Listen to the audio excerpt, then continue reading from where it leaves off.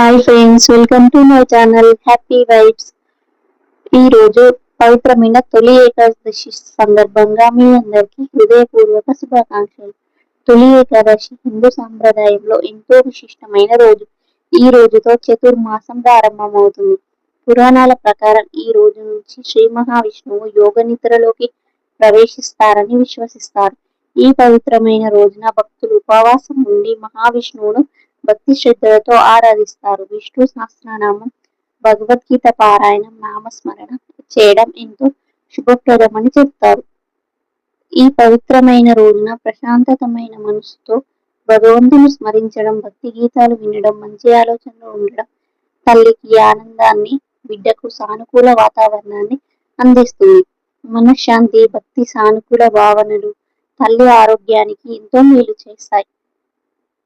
శ్రీ మహావిష్ణువు అనుగ్రహంతో ప్రతి గర్భిణీ తల్లి ఆరోగ్యంగా ఉండాలని, ప్రతి బిడ్డ ఆయురారోగ్యాలతో, మంచి గుణాలు, దైవకృపతో ఎదగాలని మనస్ఫూర్తిగా ప్రార్థిద్దాం. పురాణాల ప్రకారం తొలి ఏకాదశి రోజున శ్రీ మహావిష్ణువు యోగ నిద్రలోకి ప్రవేశిస్తారని విశ్వసిస్తారు. ఈ యోగ నిద్ర అనేది విశ్రాంతి మాత్రమే కాదు, సృష్టి సంరక్షణకు సంబంధించిన దివ్య స్థితిగా భావిస్తారు.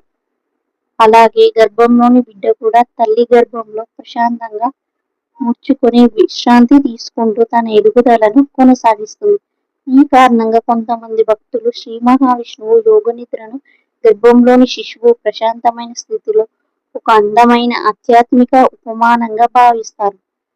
అయితే ఇది శాస్త్రీయంగా పురాణంలో నేరుగా చెప్పబడిన పోలిక కాదు. ఇది భక్తి భావంతో చెప్పే ఒక అందమైన సందేశం మాత్రమే. ఈ తొలి ఏకాదశి సందర్భంగా శ్రీ మహావిష్ణువు కృపతో ప్రతి గర్భిణీ తల్లి ఆరోగ్యంగా ఉండాలని ప్రార్థిద్దాం.